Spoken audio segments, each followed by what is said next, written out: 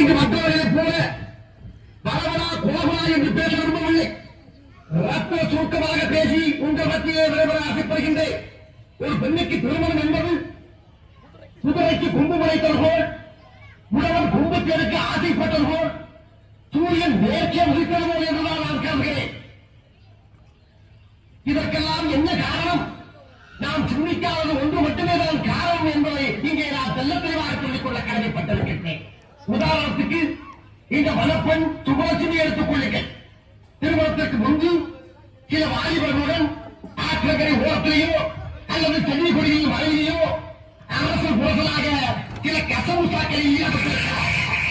வெப்பமாயும் கலைத்திருக்கிறார்.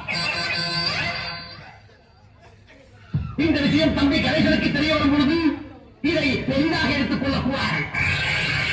அதேபோல் தம்பி மாப்பிளை கணேசனும் திருமணத்திற்கு முன்பு பல பெண்களுடன் பல ஓட்டல்களில் உல்லாசமாக இருந்திருக்கிறார், ஊழல்கள் செய்திருக்கிறார். இந்த விஷயம் மரத்தில் லட்சுமிக்கு தெரிய வரும்போது இதை பெரிதாக எடுத்துக் கொள்ளக்கூடாது.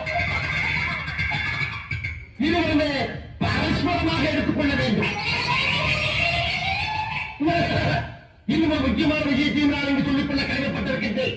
திருமணத்திற்கு பிறகு கணவனுக்கும் மனைவிக்கும் சில நாட்களிலே ஒருவர் பார்க்கும் பொழுது போர் அடித்து வரக்கூடும். அப்படி போர் அடிக்கும் தருவாகி அவர்களுக்கு பிடித்தவன் அல்லது நண்பர்களோ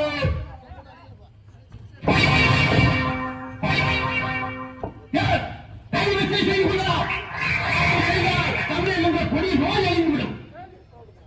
இங்கே நான் சொன்ன கருத்திலே மாற்று கருத்தை யாரும் தெரிவிக்க ஆசைப்பட்டால் ஒரே தெரிவிக்க வேண்டும் என்று கேட்டுக்கொள்கிறோம்.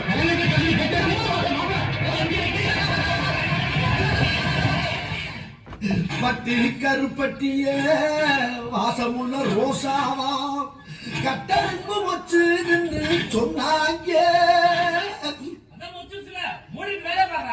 ரொம்ப ஸ்ட்ரிக்டான கம்பெனியா இருக்குமோ?